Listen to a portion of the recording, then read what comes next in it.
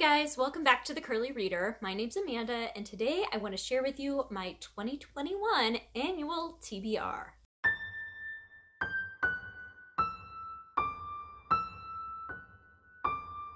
So last year I did a 20 books I want to read in 2020, and that was not overly successful. It wasn't a complete bust, and I'll go over that when I do my goals wrap up for 2020. But this year I wanted to do things a little bit differently. So last year I just picked books that have been on my TBR for a while that I wanted to prioritize. Some were big books, some were old books, some were classics. I just kind of tried to get a general overlay of a lot of different genres and just books that were hyped that I felt like I needed to read. This year I'm scaling things back. I'm only doing 10 books. And I'm taking a completely different approach with how I am selecting them, or how I have selected them. So if you watch any of my hauls, whether it be my thrift hauls or book outlet hauls or pretty much anything, I tend to cover by books a lot. I tend to pick up books that I've never heard of, that I just pick up because the cover looks interesting, I read the premise, it sounds good, I pick it up for cheap. So my plan for 2021 is I have 10 cover buys that I have picked out that I would like to read off of my shelves in 2021. So I'm going to share those with you today. All right, I have some middle grade, some YA, some adult. I have everything here. And so we're just kind of going to get into this. And if you've heard of these, if you're interested in potentially doing a buddy read for any of these, let me know. I would love to set that up with you. But yeah, let's go. So the first one on this list is Before We Were Free by Julia Alvarez. This is a book that takes place in the Dominican Republic in 1960, and it has to do with Trujillo and his dictatorship there in the 1960s. And it follows a girl on her 12th birthday. Most of her relatives have immigrated to the United States. Her uncle has disappeared without a trace, and the government's secret police terrorize her remaining family because of their suspected opposition to Trujillo's brutal dictatorship. It's a very short, but it sounds very interesting. So that is a historical fiction middle grade that I am interested in. Another, I think this is historical fiction, middle grade is Rooftoppers by Katherine Rundell. This is one that I originally picked up just because it sounded good. I had never heard about it, and since then I have learned more about Katherine Rundell, and so I've picked up more of her books just because I know the author's name, but I've never read anything by her, and this is one that I picked up purely from the cover. And this follows Sophie, who, it has to do something with the rooftops of Paris, and that's all I really know. I think she might be looking for her mother. I don't actually know because the synopsis is not on the back, but I'm super interested in getting that one read. All right, and then another one is, this is also middle grade. This is Echo's Sister by Paul Mosier. This is one about a girl, 12-year-old Elle, she basically, I think her daughter gets sick, or her sister gets sick with cancer maybe. It just says life-threatening illness, and she feels lost and scared, and then she makes a friend at school who seems to know what she's going through, and she's trying to adjust to her new life because her parents are very stressed out and pressed for money and time, and it's all about her being the sibling of a child who has a life-threatening illness. So that sounded good.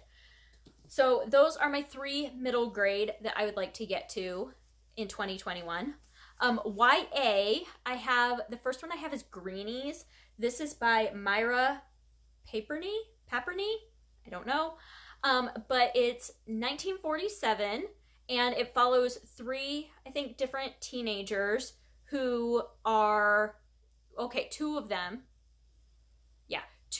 are Jewish that are concentration camp survivors, and they are being, they're emigrating to Canada after the war. And then one is a Canadian teen, And so it's about the three of them, but it follows these teens that are basically going to Canada to make a new life after World War II, Jewish teens. And so that just sounded very, very interesting to me.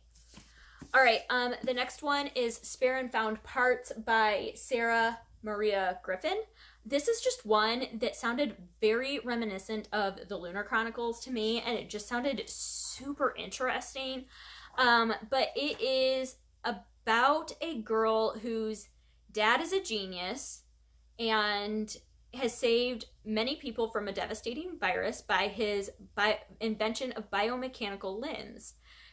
And then when everyone expects the same revolutionary ideas from you, life's not so easy. And so she basically decides to take all these leftover parts and create her perfect man or perfect partner or something along those lines. But it just sounded very interesting sci-fi book. All right. And then one I got from a library sale is Never Ever by Sarah Saidi. This is a Peter Pan retelling.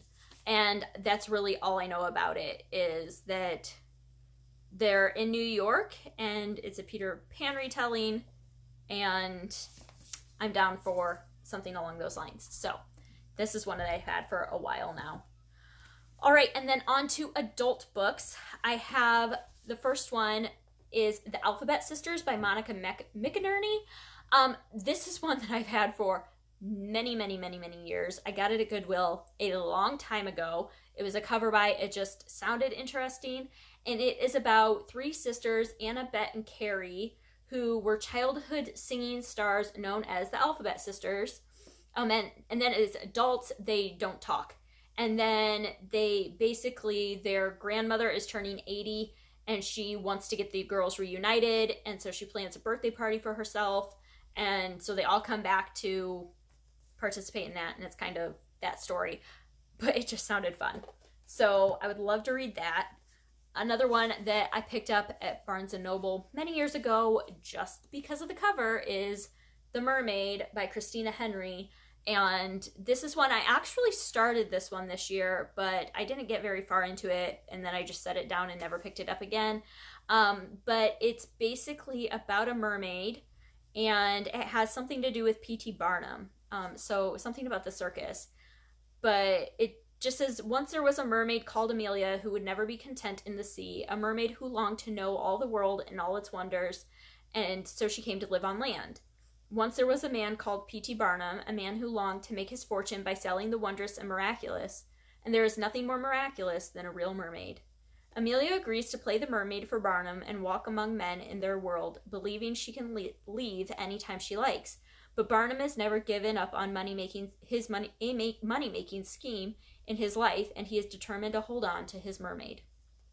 So I just love this cover, and I refuse to get rid of this book because I just think it's gorgeous. So I need to read it though.